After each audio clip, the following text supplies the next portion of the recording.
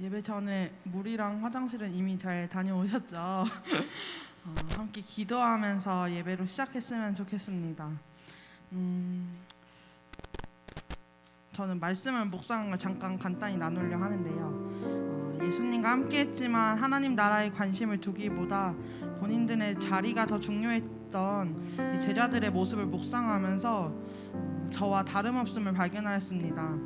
당장 눈에 보이는 일에만 급급하여 지쳐있던 저에게 주신 메시지는 성령님이 나를 위해 중보하신다는 사실이었습니다.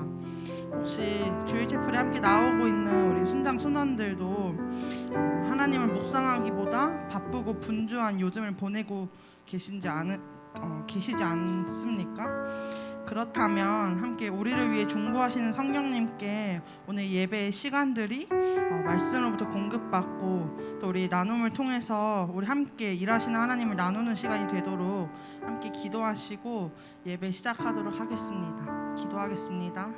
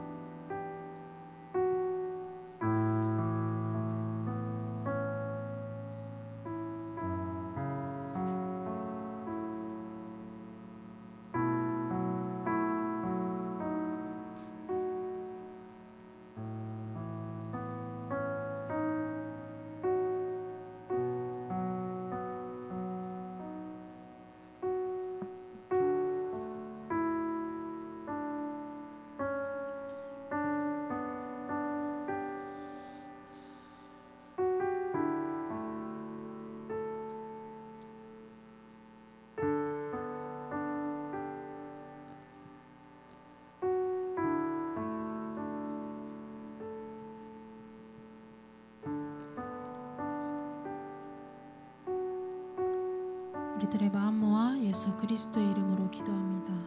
아멘. 네, 샬롬 주일체플 시멘들 한 분 한 분 오늘 예배에 오신 여러분들을 환영하고 축복합니다. 네, 우리 오늘도 옆 지체들을 보면서 샬롬으로 같이 인사해보면 좋겠습니다. 평안을 전해볼까요? 샬롬, 샬롬, 네, 샬롬. 네, 굉장히 날이 많이 추워졌는데 다들 건강하신지요?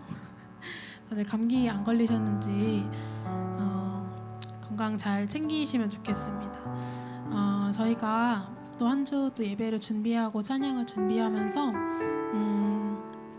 언제나 매주 이 예배의 자리에 설 때마다 나의 연약함과 자금을 마주하게 되는 것 같습니다. 그래서 오늘 함께 또 찬양의 가사를 읊조리고 또 하나님 앞에 고백하며 나아갈 때 여러분들의 이 가사가 나의 가사가 되고 또 하나님께 드리는 진정한 나의 고백이 되기를 소망합니다.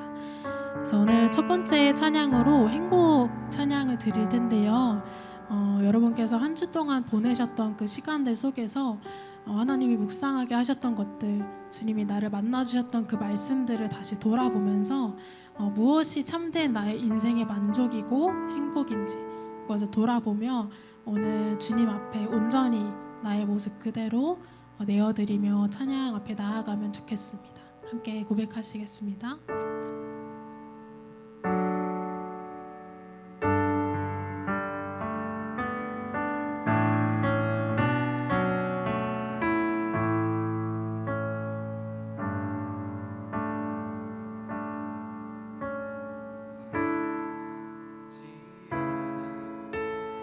정결하게 사는 삶, 가진 것이 적어도 감사하며 사는 삶, 내게 주신 작은 힘 나눠주며 사는 삶, 이것이 나의 삶의 행복이라오.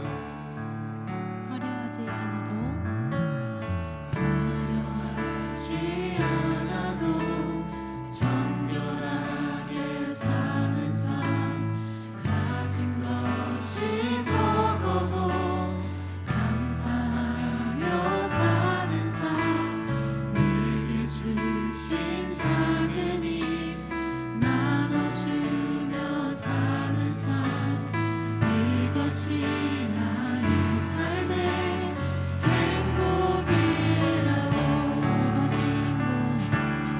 이것이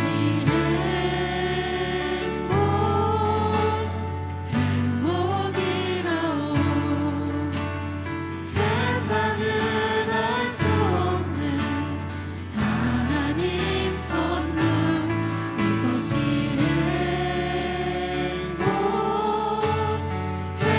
행복이라오. 하나님의 자녀로 살아가는 것, 이것이 행복이라오. 우리 이전의 가사로 고백합시다. 눈물 날 일 많지만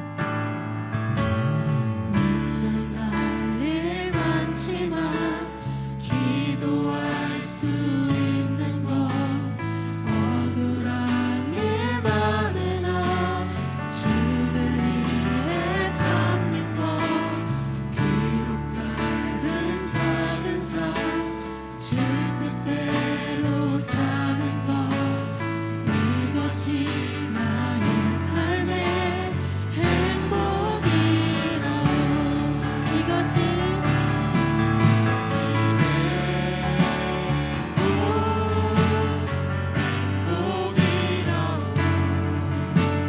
세상은 알 수 없는 하나님 선물, 이것이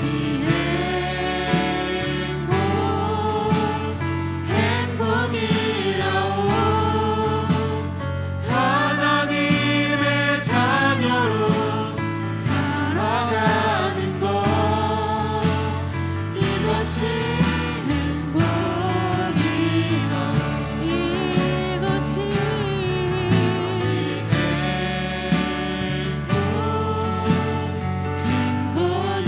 행복이라오. 세상은 알 수 없는 하나님 선물,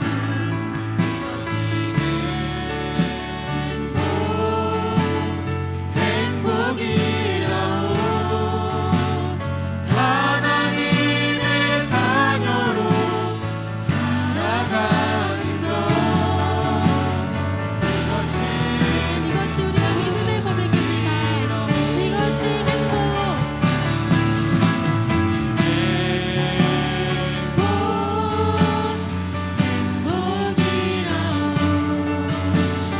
세상은 알 수 없는 하나님 선물, 이것이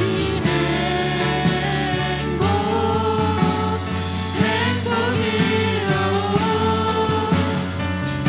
하나님의 자녀로 살아가는 것, 이것이 행복이라오.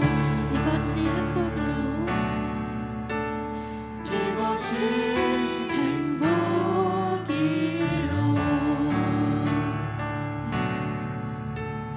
이것이 행복이라오. 우리 삶의 참된 만족으로 찾아오신 주님께 우리의 온 영광과 박수 올려드립시다. 할렐루야.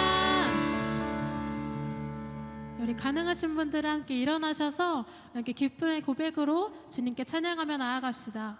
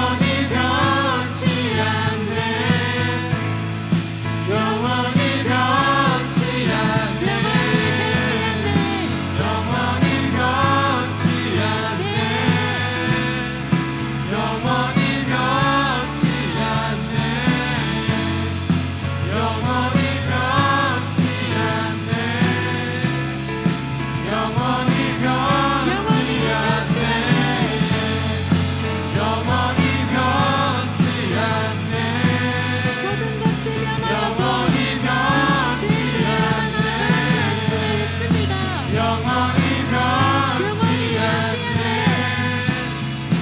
영원히 변치 않네 예수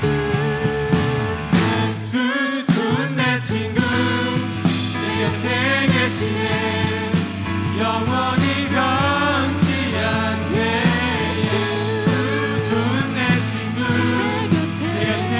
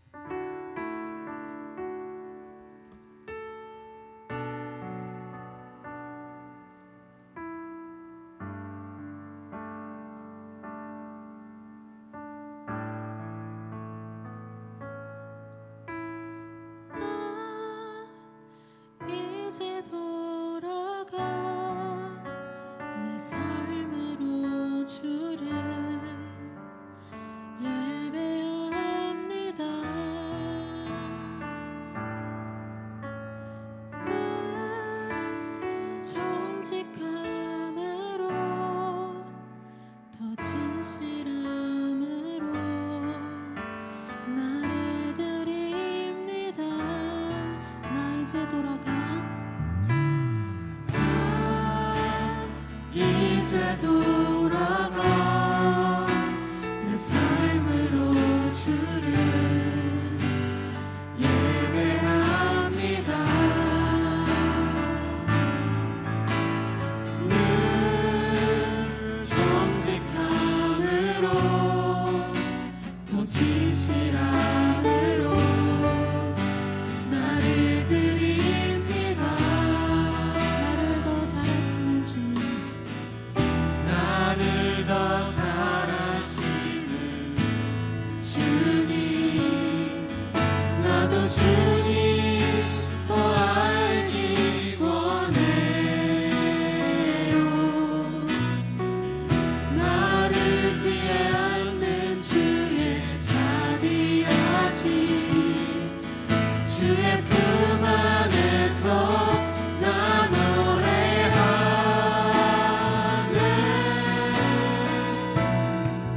나의 삶에 나의 삶의 모든 순간이 아름다운 노래되어 가장 귀한 나의 주님 찬양하며 살아가. 나의 삶에 나의 삶의 모든 순간이 모든 순간이 향기로운 예배되어 향기로운 예배되어 가장 귀한 가장 귀한 나의 주님 사랑하며 살아가리 주 안에.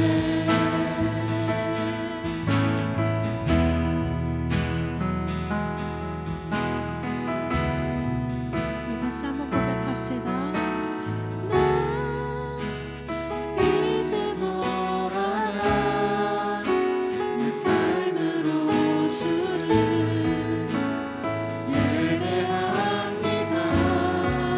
늘 정직함으로 늘 정직함으로 더 진실함으로 나를 드립니다.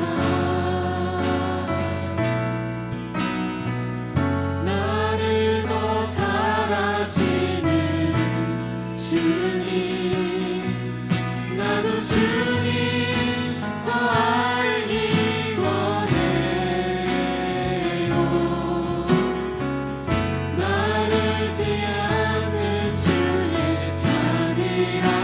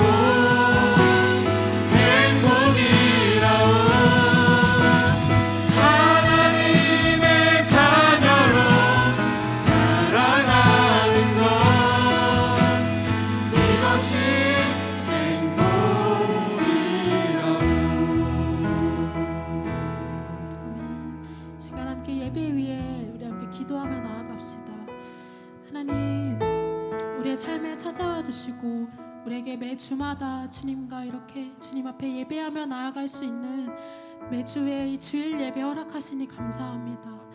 하나님, 우리에게 찾아오시는 그 말씀으로 주님, 나의 그 영의 양식이 오늘 충만히 채워지고 오늘 주님을 예배하며 오직 주님만을 찬양하며 나아가는 오늘의 예배가 되길 원합니다.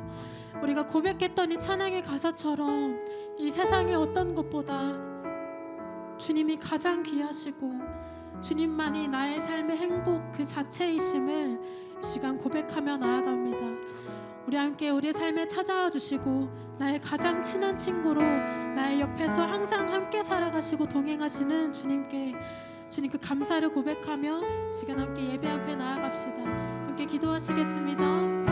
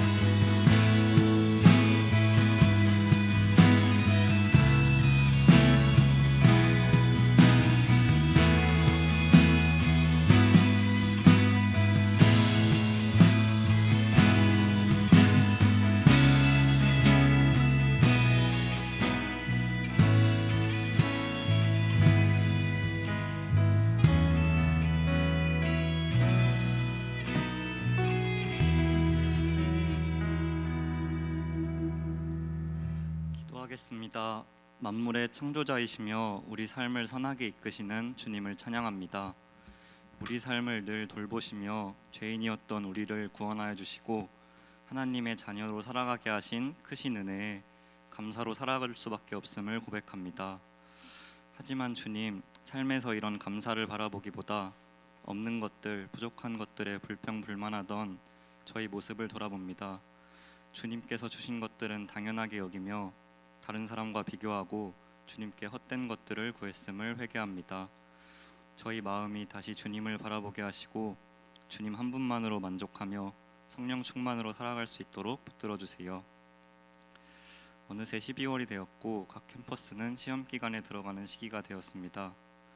시험은 시선을 자신에게만 두기 너무 쉬운 순간임을 고백합니다. 주님, 시험 기간에 시선이 나에게만 머물기보다 주위 지체들을 돌보고 영혼을 살리는 한 명 한 명의 서울지구 시민들 되게 하소서. 또 하나님 안에서 지혜롭게 기말 시험을 준비하게 하소서. 다가올 금식 수련회를 위해서 기도합니다. 3년 만에 금식 수련회가 대면 수련회로 진행됩니다. 금식 수련회가 하나님 안에서 준비되게 하시고 매일 나누는 서울지구 각 캠퍼스의 기도 제목을 자신의 캠퍼스와 같이 여기고 기도하며 준비하는 수련회 되게 하소서. 캠퍼스에 사랑하는 순장 순원들이 금식 수련회에 같이 갈 수 있게 마음이 어려운 지체들을 인도하여 주시고 수련회를 자신의 힘으로 건면하다 지치는 순장들이 없게 붙들어 주소서. 나라와 민족을 위해 기도합니다. 사람들은 각자 옳다고 생각하는 방식으로 살아갑니다. 그 그 가운데 주님은 없고 어느새 나만 남아있는 사람들의 모습을 보기도 합니다. 주님, 나라의 죄를, 민족의 죄를, 우리의 죄로 여기지 못한 순간들을 회개합니다. 개인주의가 팽배한 사회 속에 우리 역시 세상적인 그리스도인의 모습이었음을 회개합니다. 세상의 사람들이 예수님이 구원자이며 유일한 죄의 해결책임을 알게 하소서. 주님을 사랑함으로 자신을 진정으로 사랑하고 다른 사람을 진정으로 사랑할 수 있음을 알게 하소서. 세상이 주님 보시기에 알맞은 모습으로 돌아가게 하소서. 마지막으로 오늘 예배를 위해 기도합니다. 오늘 예배를 준비한 한 명 한 명의 사람들 주님께서 모두 귀히 여겨 주시옵소서. 또 예배에 나온 순장 순원들이 주님의 말씀을 듣고 삶에서 살아낼 수 있도록 붙들어 주시옵소서. 무엇보다 말씀 전하시는 박성민 목사님의 입술을 성령께서 주관하여 주셔서 주님 뜻대로 말씀이 올바르게 전해지게 하소서. 예배의 주인 되시며 우리 삶의 가장 큰 기쁨 되시는 예수님의 이름으로 기도드렸습니다. 아멘.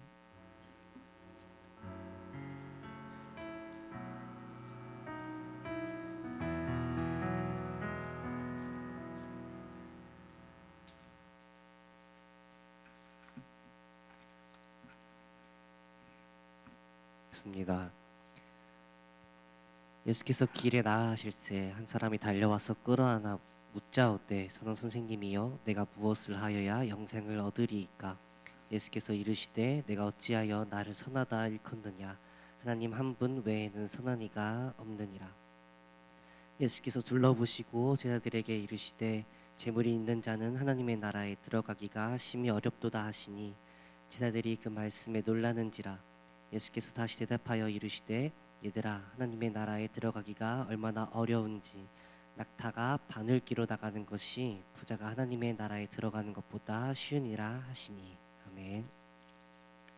샬롬. 한 분 한 분을 예수 그리스도의 이름으로 환영하고 축복합니다. 오늘 말씀은 좀 독특한 말씀입니다. 왜냐하면 잘못 이해하기 참 쉬운 것이고 또 이게 중요한 말씀이라는 걸 알 수 있는 것은 마태, 마가, 누가복음에 걸쳐서 동일한 얘기가 나오는데 약간씩 강조점이 달라요. 이 마태복음에서는 그냥 젊은 사람, 아니 부자라고 하는 것이 강조되어 있어요. 근데 이 마가복음에서는, 근데 마태복음에 보면은 청년이라는 것이 강조되어 있습니다. 청년, 부자. 또 누가복음에 가 보면은 뭐라고 되냐? 부자인데 관원이라고 또 번역이 되어 있습니다. 그 때문에 여러분들이 이 한 사람에 대한 얘기인데 이 사람은 어떤 사람입니까? 사실은 부자, 청년부터 부자라는 건 이 사람이 금수저라는 거예요. 그 당시는 뭐 벤처 같은 게 없죠. 그러니까 유산을 받아가지고 부자가 된 자예요. 금수저고 그 다음에 젊고 더 나가서 부자일 뿐만 아니라 거기서 리더십을 차지하고 있는 사람이에요. 자, 이 사람이 오는데 잠깐 그 몇 구절을 갖다 뺐기 때문에 한번 전체를 보고 나서 요약을 한번 해보겠습니다. 지금 이 사람이 달려오는데도 뭐라고 합니까? 참 특이한 사람입니다. 한 사람이 달려와서 꿇어 앉아 묻자오되라고 부릅니다. 그렇게 돼 있고 그 다음에 예수님을 향해서 뭐라고 부릅니까? 선한 선생님이라고 부릅니다. 굉장히 자세라든가 금수저로서, 부자로서, 리더로서, 청년으로서 굉장히 성숙된 모습을 보여주고 있는 거예요. 사실 예수님을 갖다 그렇게 얘기합니다. 그랬더니 예수님께서 하나님 한 분의 선한 이가 없다. 그러고 나서 이 사람한테 좀 더 질문하죠. 네가 계명을 안 하니? 살인하지 말라, 간음하지 말라, 도둑질하지 말라, 거짓 증거하지 말라, 속여 빼앗지 말라, 내 부모를 공경하라 하였느니라. 그랬더니 그가 여짜오되 선생님이여 이것은 내가 어려서부터 다 지켰나이다. 여러모로 뭡니까? 온전한 사람이라는 걸 얘기하고 있어요.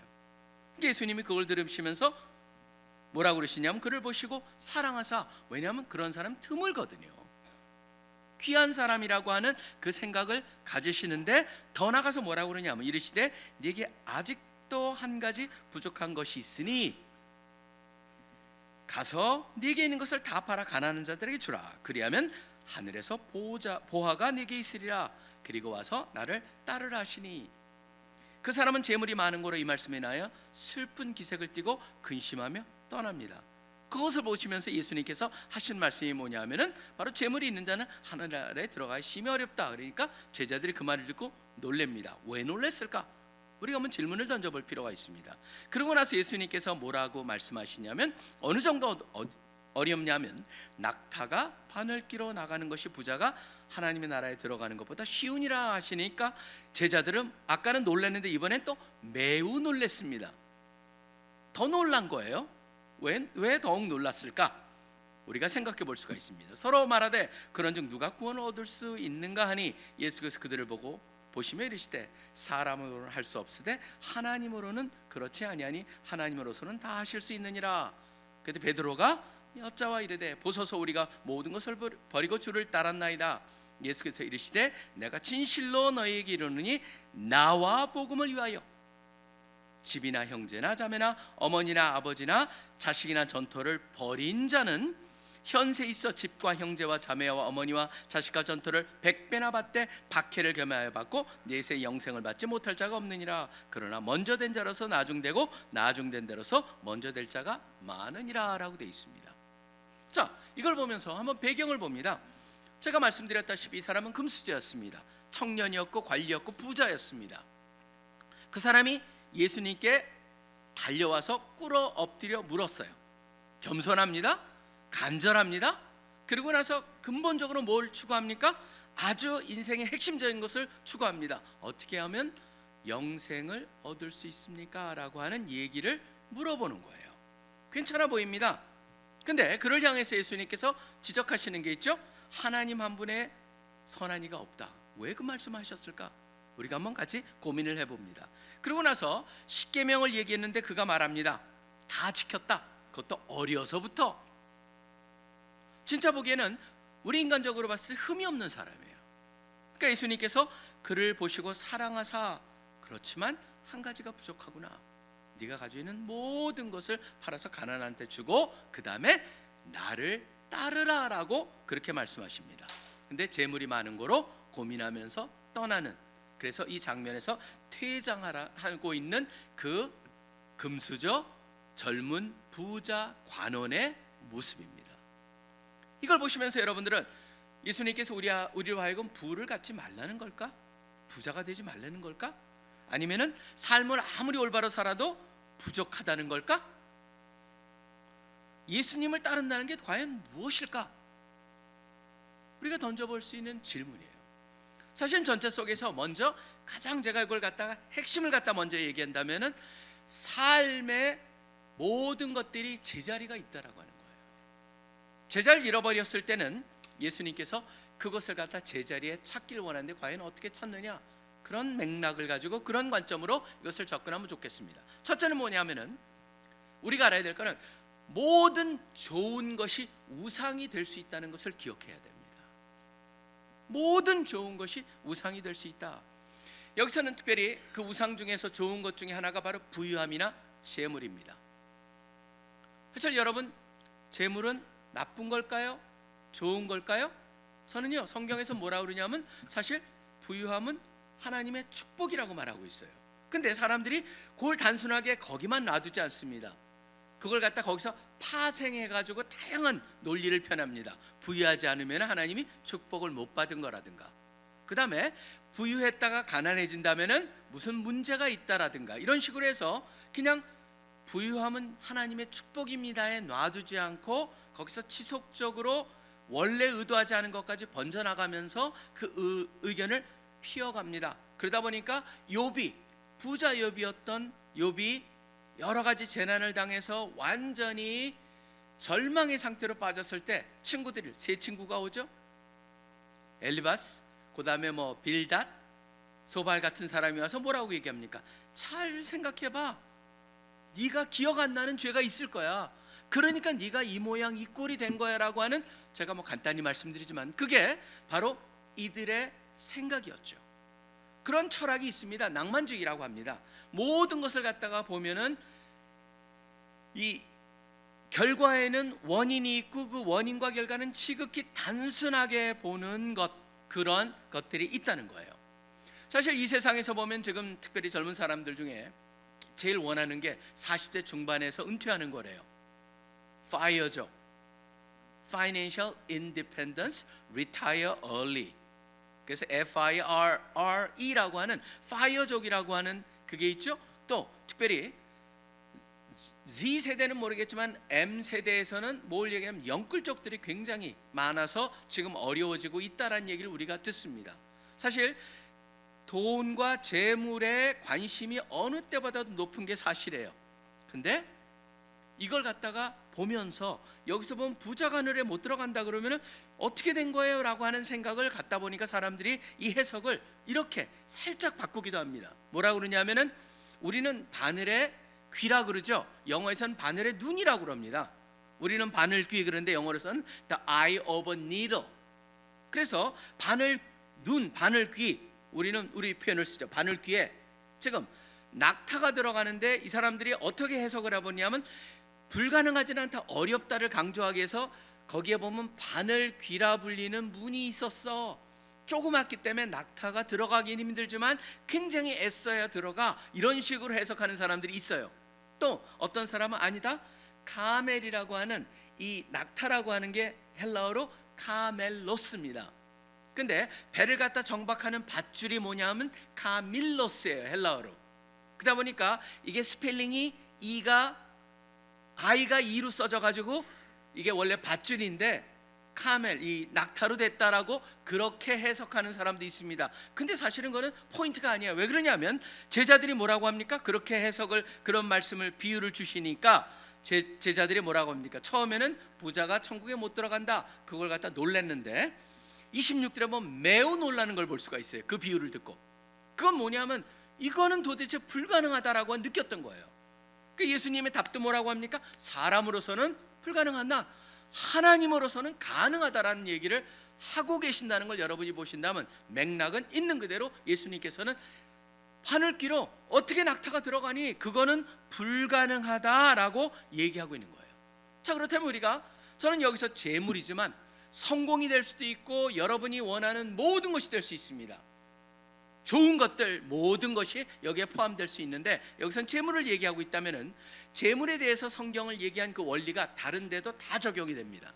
뭐냐면 좋은 것은 다 뭡니까? 축복이에요. 하나님께서 주시는 거예요. 왜 그러냐면은 그 축복, 좋은 것을 보면 볼수록 뭐에 공통점이 있습니까? 여러분이 선택할 수 있고 여러분이 컨트롤할 수 있는 게 늘어나는 거예요. 재물이 늘어나면 어떤 일이 됐습니까? 여러분이 선택할 수 있는 게 많아요. 가격에 제한을 받지 않죠. 물건을 살 때도. 그렇기 때문에 선택의 여지가 많아집니다. 그리고 심지어 뭡니까? 여러분의 존엄성이라든가 품위를 유지하게 만듭니다. 축복이죠. 결국 여러분들이 보시면 여기에 비례되는 게 있습니다. 여러분의 존엄성, dignity, 그 다음에 여러분의 뭐라고 그럴까요? 영예라고 그럴까요? honor, 그게 생기면서 뭐랑 연결이 되면 만족, satisfaction이 연결이 되는 거예요. 그런데 이 세 개가 계속적으로 루프를 타고 돌면서 어떤 일이 됩니까? 이게 어느 넘지 말아야 될 선을 넘게 되어버립니다. 또는 있다가 없어져 버리게 됩니다. 그럴 때 어떤 일이 일어납니까? 바로 전자 같은 경우에는 그게 우상으로 될 수 있고, 그 다음에 후자 같은 경우에는 잘못된 신학으로 이어질 수가 있다라고 하는 거예요. 하나님이 나의 죄를 벌하시는 거라든가, 이제는 내가 하나님이 버림을 받았다든가 그런 식으로 잘못 해석할 수가 있다라는 거예요. 왜 그러냐면 우리한테는 죄성이 있기 때문이에요. 그게 바로 성경에서 말하고 있는 거죠. 죄성이 그런 식으로 우리로 하여금 좋은 거를 우상으로 만들어버리게 하거나, 그 다음에 좋은 것이 없어졌을 때 잘못된 해석으로 이어질 수가 있다. 그렇기 때문에 성경에서도 뭐라고 합니까? 돈 자체를 문제가 있다고 말하지 않습니다. 그렇지만 돈을 사랑함이 일만하게 뿌리가 된다라고 말하고 있어요. 그렇기 때문에 여러분들이 제자리를 찾는 것이 늘 중요합니다. 부자뿐만이 아닙니다. 가난한 사람도 마찬가지입니다. 돈이 있건 없건 간에 누구한테나 그 돈은 우상이 될 수가 있어요. 근데 부자일수록 그 유혹에 더 쉽게 빠질 수 있는 건 사실이에요. 그 때문에 성경에서는 부에 대한 경고가 굉장히 많이 나옵니다. 축복이지만 경고가 나오는 이유는 바로 뭐냐면 부자가 되었을 때 겸손함을 유지하기가 참 힘들고, 자기 부정이라는 것을 힘들고, 내세라고 하는 곧 있으면 다가오는 다음 삶에 대한 갈망이 적어진다고 하는 공통점이 있고, 여러분 보시면은 제가 성공한 분들을 만나보면요, 어떤 분들은 특징 하나를 보게 됩니다. 뭐냐면 자기가 성공한 거기서만 전문가가 아니고 모든 영역에 있어서 전문가인 것 같은 착각을 갖는 분들을 제가 볼 때 바로 이 말하는 하나의 우상의 잘못, 그 경계를 넘어버리면 누구나 겸손함을 저렇게 잃어버릴 수 있구나라고 하는 것을 보게 됩니다. 한마디로 뭡니까? 인간의 마음은 죄성 때문에 인간의 마음은 뭡니까? 우상 공장입니다. 여러분들이 잘 기억을 해 두셔야 돼요. 좋은 것이고 축복이었는데 그것이 죄성과 믹스가 됐을 때 우상이 될 수 있는 그런, 우리는 우상 공장을 우리 가운데 지니고 있다라고 하는 것을 인지했을 때, 하나님이 좋은 것을 주셨을 때 여러분들이 그걸 우상화시키는 것을 막을 수가 있습니다. 그 때문에 존 뉴턴 목사님은, 존 뉴턴은 잘 아시다시피 어메이징 그레이스를 쓰신 분이죠. 노예 상인이었죠. 그분이, 근데 제가 그분의 글을 갖다 읽다 보니까 하나가 참 저한테 늘 감사한 거였지만 또 생각하게 보게 만드는 중요한 것 하나가 있었습니다. 그분이 말합니다. 행복한 결혼의 가장 커다란 위험은 우상 숭배다라고 하는 얘기를 하면서 제가 그 얘기를 들으면서 참 많은 생각을 해보게 됐습니다. 제 결혼 생활이 감사하기 때문에. 그런데 그게 거기에 빠지게 됐을 때 우상 숭배가 될 수 있다라고 하는 그것이 저한테, 맞아, 참 좋은 거지만 이것까지도 우상이 될 수 있구나. 바로 내 마음은 죄성이 머무는 우상 공장이기 때문이구나라는 것을 느끼게 되었었습니다. 모든 좋은 것이 우상이 될 수 있다는 걸 기억해야 됩니다. 그 다음에 두 번째로 뭐냐면은 인간의 도덕성의 한계를 보아야 한다는 겁니다. 지금 여기서 보면은 이 젊은, 이 금수저, 젊은 부자 관리가 예수님한테 뭐라고 합니까? 선한 선생님이라고 부릅니다. 그러니까 예수님께서 뭐라고 하시냐면 딱 지적을 하죠. 선하다는 단어 쓰지 마. 하나님 외에는 써서는 안 되는 단어야 라고 얘기를 하고 있어요. 사실 그 젊은 그 사람의 청년 부자를 갖다 이렇게 봤을 때 인간적으로 세상적인 눈으로 봤을 때 진짜 훌륭한 사람입니다. 존경을 받을 수 있는 사람입니다. 어려서부터 그런 삶을 살았고, 그 다음에 이 시대에 말하는 법이 없어도 살 수 있는, 감히 이 세상 사람들의 눈에 맞는 표현을 갖다 쓴다면은 온전한 사람이에요. 저런 사람이 구원을 못 받으면 누가 받을 수 있을까라고 세상 사람들이 느낄 수 있는 사람이에요. 어떻게 보면요, 이 사람이 예수님한테 그거를 요청했을 때, 다가와가지고 뛰어와서 엎드려서 요청을 했을 때 이 사람이 원했던 건 무엇일까요? 저는 그런 질문을 던져봅니다. 그렇게 온전하게 살았고 그렇게 하나님의 축복, 그 당시에 보면은 하나님의, 지금도 마찬가지지만 부자는 하나님의 축복이라고 느끼고 그 사람의 삶도 온전하게 살고 그랬을 때 이 사람한테 부족한 것이 무엇이 있었을까? 그런데 이 사람은 뭔가 부족함을 느꼈던 거죠. 그때 예수님한테 와가지고 확인을 받고 싶었어요. 사실 이 사람이 원했던 건 뭡니까? 제가 봤을 땐 그렇습니다. 자기는 98% 정도 온전히 했는데 2%가 조금 부족하니까 예수님께서 2%를 더해주길 원하셨던 거죠. 그렇기 때문에 원했던 건 뭘까요? 예수님의 신학적인 답이라든가 아니면은 도덕적인, 요게 좀 네가 부족하구나, 그걸 원했을 수 있어요. 근데 예수님은 그 답을 하지 않으세요. 왜 그럴까요? 저는요 이렇게 생각을 합니다. 뭐냐면 인간이 아무리 도덕적이라도 그거는 하나님 앞에 받아들여질 수가 없다라고 하는 걸 여기서 분명히 하고 있다. 그렇기 때문에 예수님께서 뭐라고 그러냐면 하나님 외에는 온전한 자가 없다는 거예요. 누구의 삶이 더 깨끗하냐? 우리는 계속 비교를 통해 가지고 온전함을 찾아냅니다. 근데 하나님은 뭐라고 그러냐면 니네들이 아무리 비교해봤자 너희들의 온전함은 도토리 키재기에 불과하다는 것을 예수님께서는 말씀하고 계신다고 하는 것이죠.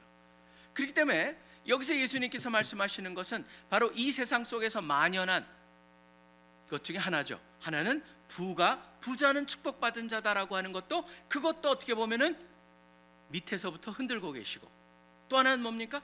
삶이 저렇게 깨끗한 도덕적인 삶을 살면은 구원을 얻을 것이다라고 하는 모든 종교의 근간이 그런 삶을 사는 것이라고 하는 그 두 개도 흔들어 버리시는 거예요. 그러니까 여기서 우리가 기억해야 되는 건 인간의 도덕성의 한계를 우리가 기억해야 된다는 것이죠.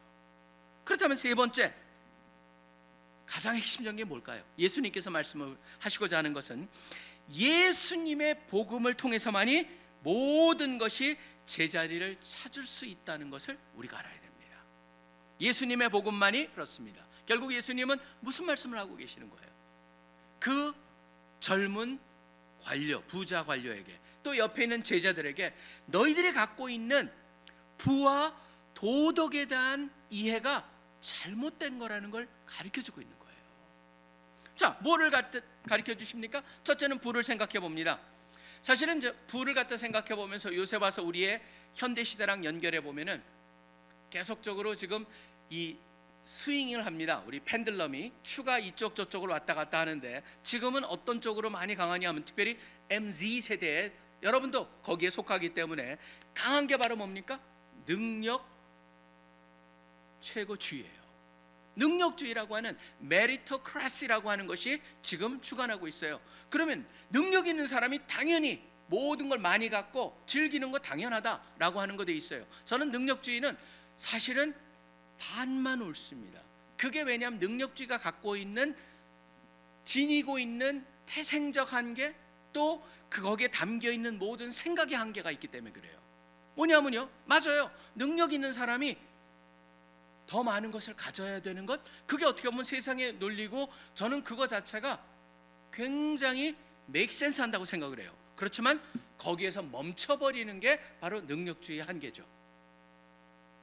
무슨 말씀을 드리려고 한다면은, 자, 부자가 되기 위해서 그 사람이 일을 잘했습니다. 지혜가 뛰어납니다. 머리도 좋습니다. 그 다음에 성실합니다.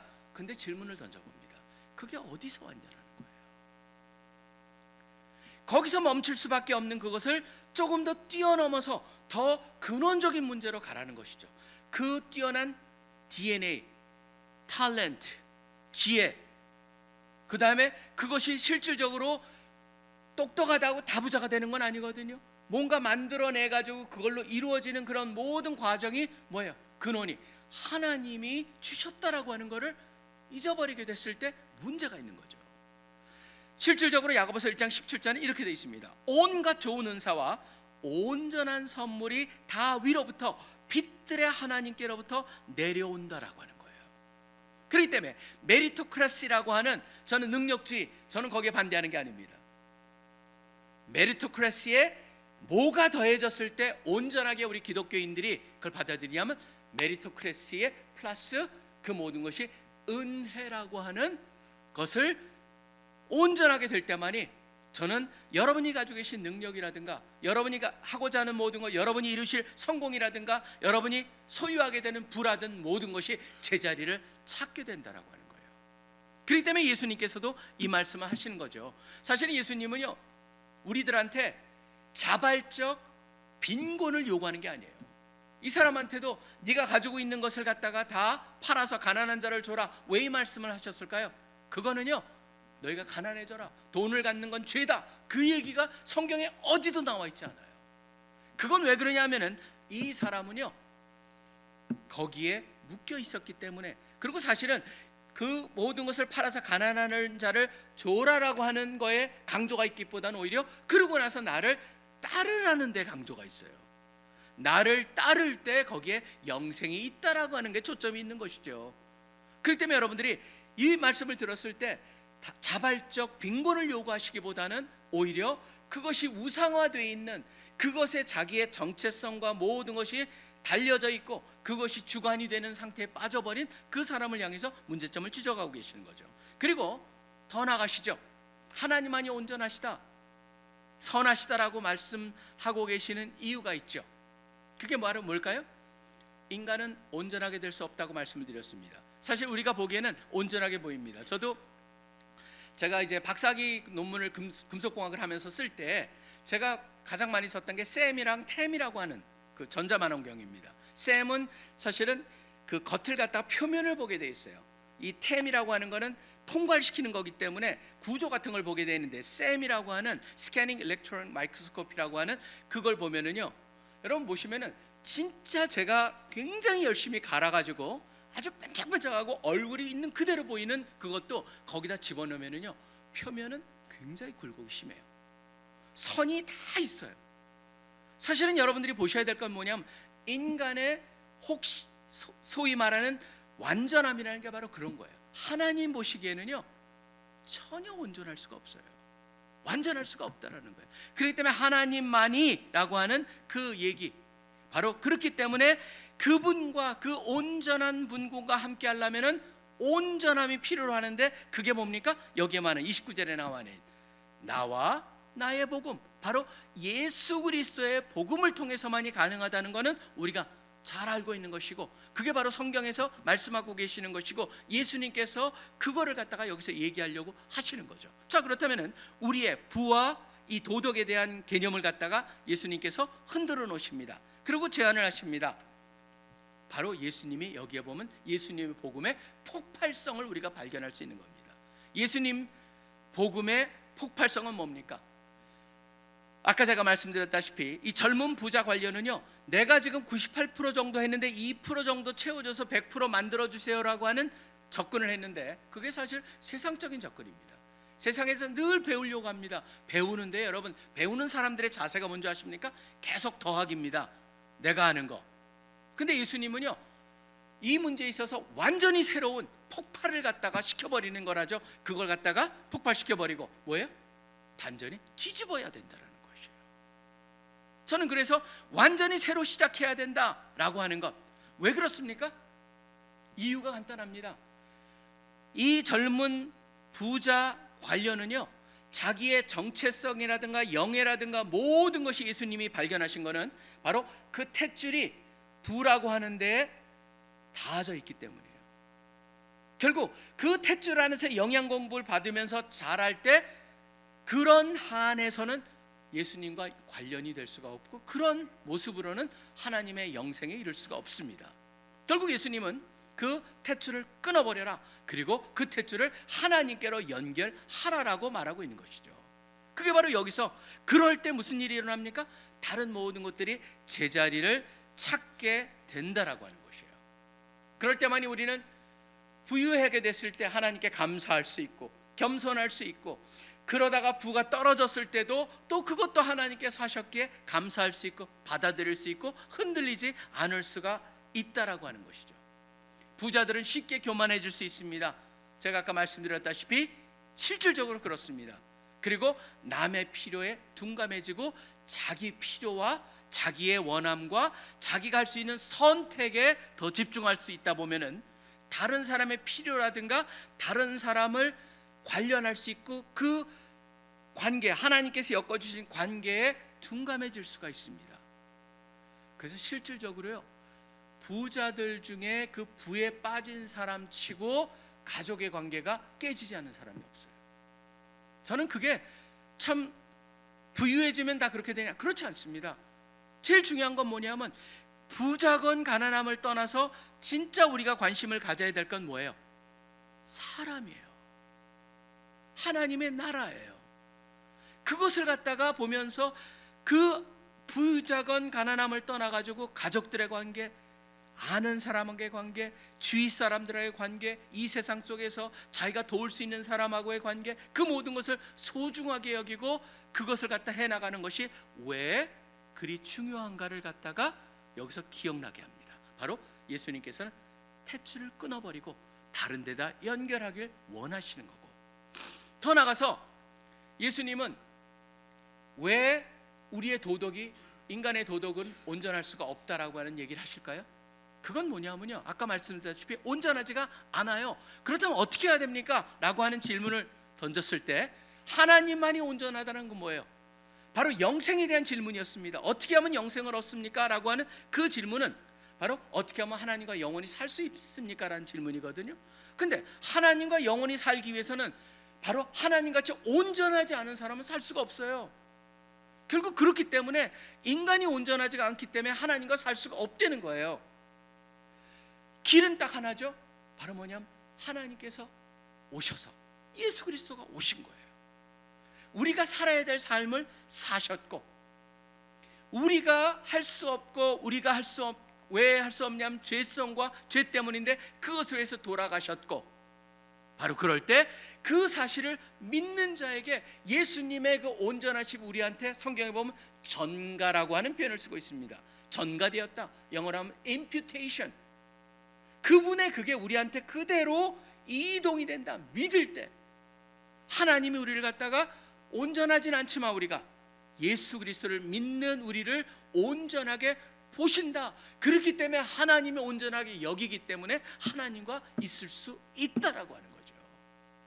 그 때문에 여러분들이 여기서 왜 제가 예수복음의 폭발성이라고 얘기하냐면요, 예수복음의 폭발성은요 결국은 뭐냐면 하나님과 연결해서 우리의 정체성의 탯줄, 생각과 사고의 탯줄, 모든 지혜의 탯줄, 성장의 탯줄을 하나님하고 연결을 시킬 때 그 모든 것을 건강하게 자라나면서 다른 모든 좋은 것들을 제자리를 찾아서 우리로 하여금 그것을 사용하게 하고 청지기 역할을 하게 할 뿐만 아니라 더 나아가서 뭡니까? 하나님이 우리를 예수 그리스도의 온전함을 통해서 그거를 전가된 그 모습 속에 우리를 보면서 우리를 그대로 받아주시기 때문에 바로 그런 면에 있어서 세상에서 부와 도덕이라고 하는 이 사고들을 다 폭파시켜버린다. 그런 의미에서의 폭발성입니다.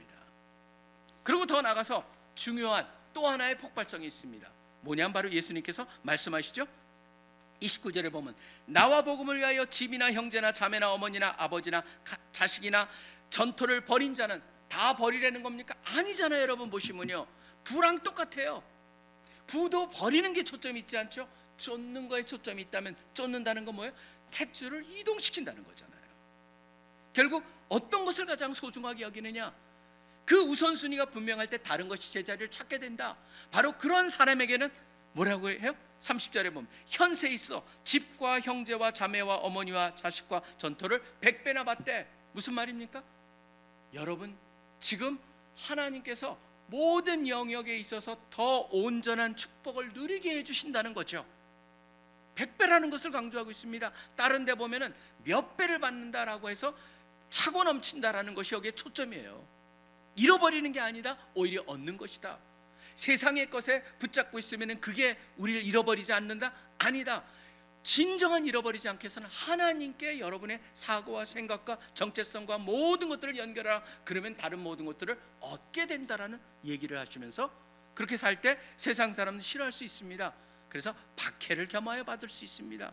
그렇지만 중요한 건 뭡니까? 앞에 받는다는 것이고, 그 다음에 더 나가서 이 젊은 부자 관료의 질문에 대한 답이 나오죠. 넷의 영생을 받지 못할 자가 없느니라. 결국 여러분들이 아브라함을 향해서 하나님께서 하셨던 거랑 동일합니다. 아브라함에게 뭐라고 합니까? 그 유일한 독생자, 자기한테는 독자였습니다. 이삭을 바쳐라. 가슴이 아프지만 네 알겠습니다라고 하려고 할 때 하나님께서 뭐라고 합니까? stop, 할 필요 없다. 그러면서 더 많은 축복을 주시잖아요. 사실은요, 우리 것을 뺏고자 하는 게 하나님의 의도가 아니죠. 저는요, 하나님은요 우리 걸 뺏을 필요도 없어요. 왜냐하면 모든 게 하나님 거예요, 궁극적으로요. 근데 중요한 건 바로 뭐냐면 그 모든 게 하나님 거란 것을 우리가 인정하면서 그분을 꼭 붙잡고 살아가느냐라는 질문이에요. 그럴 때 여러분의 모든 소중한 것들, 좋은 것들이 제자리를 찾게 되고 우상이 되지 않게 하는 뿐만 아니라 여러분이 하나님이 여러분을 갖다 예수 그리스도 때문에 온전하게 보신다라고 하는 것. 그렇기 때문에 답은 하나입니다. 바로 백문일답의 주인공 되시는 예수 그리스도. 예수 그리스도로 여러분의 사고와 생각과 정체성과 여러분의 세상을 보는 모든 관점과 모든 것이 다 변화가 될 때 여러분의 삶은 달라질 것이고 여러분의 삶 속에 하나님의 축복은 차고 넘칠 것입니다. 그것이 바로 여기서 예수님께서 우리 모두에게 도전하시는 겁니다. 여러분의 청년이 때 이 메시지를 가지고 인생을 준비하시면서 그분을 꼭 붙잡고 승리하시는 여러분들 되시기를 간절히 축원합니다. 기도하겠습니다. 하나님 아버지 감사합니다. 오늘 말씀을 통해서 다시 한번 우리가 우리 생명과 정체성과 우리의 생각과 또 지혜와 모든 것의 탯줄을 어디에 우리가 연결시켜 살아가야 될 것인가를 다시 한번 보게 하여 주시니 감사합니다. 하나님과 꼭 연결되어서 예수 그리스도의 복음을 통하여서 하나님의 온전하심을 우리가 덧입고 또 그 인도하심을 우리가 경험하며 승리하는 우리들 되게 하여 주시옵소서. 이제 특별히 지금 학기말 시간인데 주님께서 지혜 또한 더하여 주셔서 공부하고 또 훈련하고 또 그동안에 열심히 닦아온 그런 모든 실력들을 온전히 발휘할 수 있도록 도와주시길 소원하며 이 모든 기도 예수 그리스도 이름으로 간절히 기도합니다.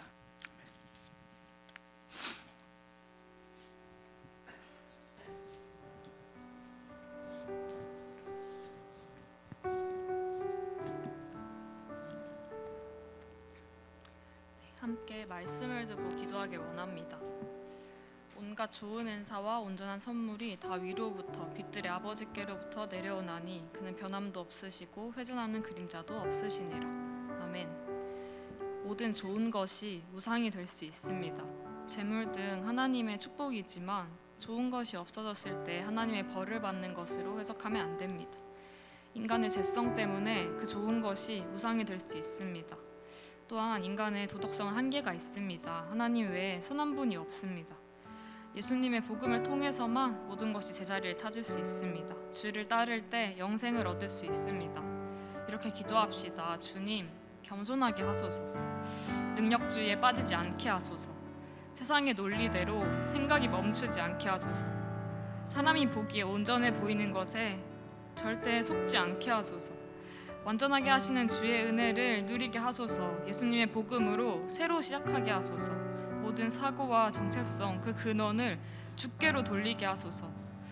세상에서 박해받을지라도 예수님의 복음을 믿음으로 유일하게 선하신 하나님의 나라에 들어가는 그 축복을 누리게 하소서. 들으신 내용 바탕으로 함께 기도하겠습니다. 하나님 아버지, 하나님께서 허락하신 좋은 것들이 세상에 되지 않게 하소서. 주님, 인간의 죄성 때문에 하나님께서 주신 축복이 세상에 될 때가 너무나 많습니다. 그 축복을 하나님의 나라에 들어가서 못하는 일이 없게 하소서. 겸손함으로 세상을 살아가게 하소서. 세상의 논리대로 세상에서 말하는 이성대로 까매가 소구하지 않게 하시고 정말 불격한 온전한 분으로 믿지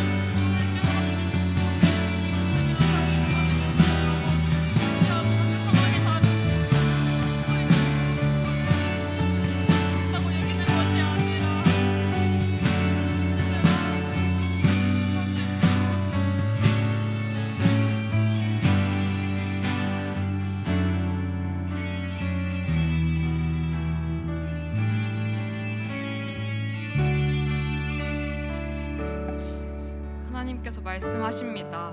내가 내게 명령한 것이 아니냐. 강하고 담대하라. 두려워하지 말며 놀라지 말라. 내가 어디로 가든지 내 하나님 여호와가 너와 함께하느니라. 아멘. 하나님께서 우리에게 강하고 담대하라고 명령하십니다. 그럴 수 있는 이유가 하나님께서 우리와 함께하시기 때문이라고 말씀하십니다. 이 말씀이 각자의 머리와 마음에 진정으로 와 닿길 원합니다. 하나님 참 인격적인 분이셔서 개인마다 또 시기마다 그런 하나님에 대한 이미지가 다를 수 있지만 변하지 않는 사실은 나의 주인 되신 예수, 나를 구원하신 그리스도라는 것입니다. 그렇기에 주께로 한 발짝 나아갈 수 있습니다. 주를 따르기를 두렵고 떨림으로 선택할 수 있습니다. 이렇게 기도합시다. 주님, 저에게 강하고 담대할 수 있는 힘을 주소서. 나를 결코 떠나지 아니하시고 버리지 아니하시는 주님을 몸소 느끼고 알게 하소서. 성경의 그 신앙 고백이 문자로 읽히는 것을 넘어서 나의 신앙 고백이 되길 원합니다. 내 삶을 세상이 평가할 수 없고 오직 하나님께서 원하시는 삶을 살게 하소서. 나에게 바라시는 자녀된 모습이 있다면 주만을 의지하며 작은 것부터 순종하게 하소서. 주의 영광의 빛을 비추는 우리가 되게 하소서. 그리스도 내용 바탕으로 함께 기도하겠습니다. 저에게 강하고 담대할 수 있는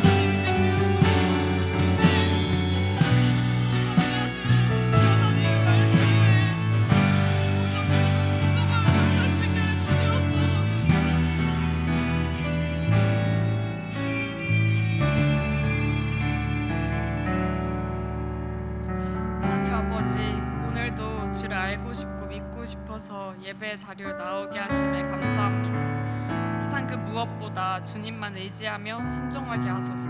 모두의 마음을 모아 예수님의 이름으로 기도드렸습니다. 아멘.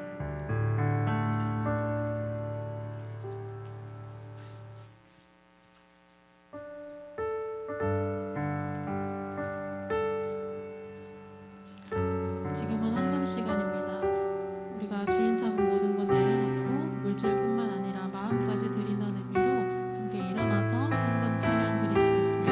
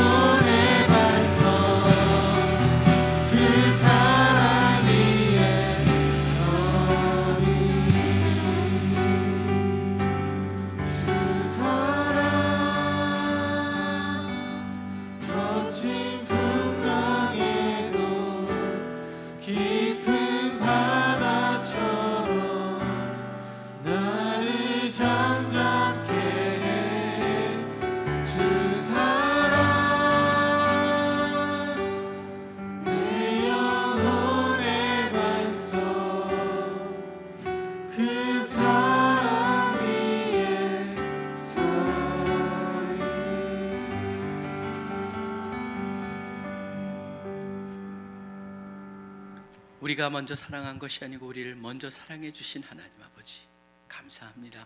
불러주시니 감사하고 함께 찬양하고 또 주님의 말씀을 들으며 또 주님께서 허락하신 재물의 일부를 드릴 수 있게 하여 주시니 감사합니다. 쓰여지는 곳마다 놀랍게 또 우리가 받은 모든 탤런트까지도 다 주님으로부터 온 것을 인정하면서 선한 청지기직을 잘 감당하는 우리 모두 되게 하여 주시옵소서. 지금 우리 주 예수 그리스도의 특별하신 은혜와 하나님 아버지의 무한하신 사랑하심과 성령님의 교제하심이 이 자리에 모여서 함께 예배를 드리는 우리 CC의 귀한 형제 자매들의 학업과 가정과 하는 모든 일 위에 이제로부터 영원토록 항상 함께 하여 주시기를 간절히 축원하옵나이다. 아멘.